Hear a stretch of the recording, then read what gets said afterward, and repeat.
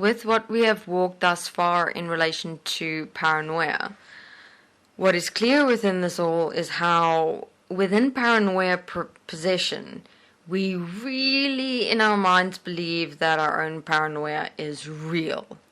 Like, this is it, man. It's in my mind.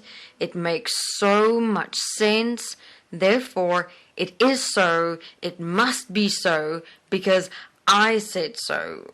When it's interesting within the creation of paranoia how it is in fact you yourself reasoning with yourself, thinking, imagining, and so therefore you can really in your own mind make shit sound so right because that is the intention with which you're participating in the paranoia in the first place. You want to be right, and so in that starting point, whatever you think up or imagine or self-talk or reason in your mind will be imbued with that starting point. And so therefore, the actual reality of it all is that in your paranoia, it all sounds right. It all makes sense. It's real or must be so. When in reality, it's not really in fact so. Thoughts, imaginations, self-talk, reactions, all of it is on your side, meaning you're always only participating in it one-dimensionally. No other person has got a voice in your mind. You're making them up. You're making up your relationship to them. You're making up what really happened in a moment to something or someone. No one else can speak for themselves or defend themselves or explain themselves in your mind. And so this is how illusion and consciousness becomes reality for you and only you. Reality is when, in reality, one communicates in reality with an individual. Establishing when you, for example, really reacted to what someone said, first taking self-responsibility and understanding why you reacted, where do the reactions come from, what did you react to exactly, being self-honest about it, and then discuss with the individual what they meant by what they said, for example.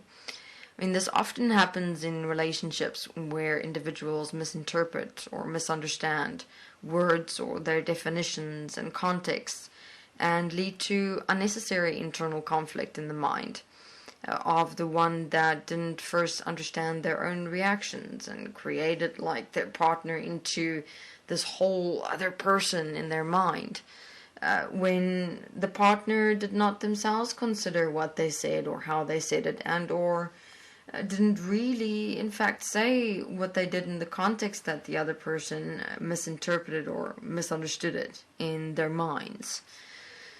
So we suggest investigating Desteni iProcess Lite and Pro, and also EQAFE, where we explore the reality of consciousness and the mind, how it works, how reactions to words and behaviors of others manifest in the mind, how you create it yourself, and if you accept and allow an energy reaction to go out of control or unchecked in the mind without understanding it, and you keep yourself locked in your own mind, in the secrets of your mind, making illusion a reality for you, and then you project that illusionary reality or paranoia onto and towards actual physical reality, and you go as far as trusting your own illusion more than reality itself.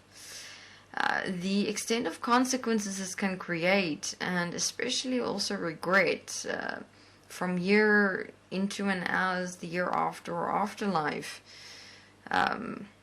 is to become aware of what we accept and allow, and the extent to which we can really lose touch with reality when it comes to the mind or consciousness.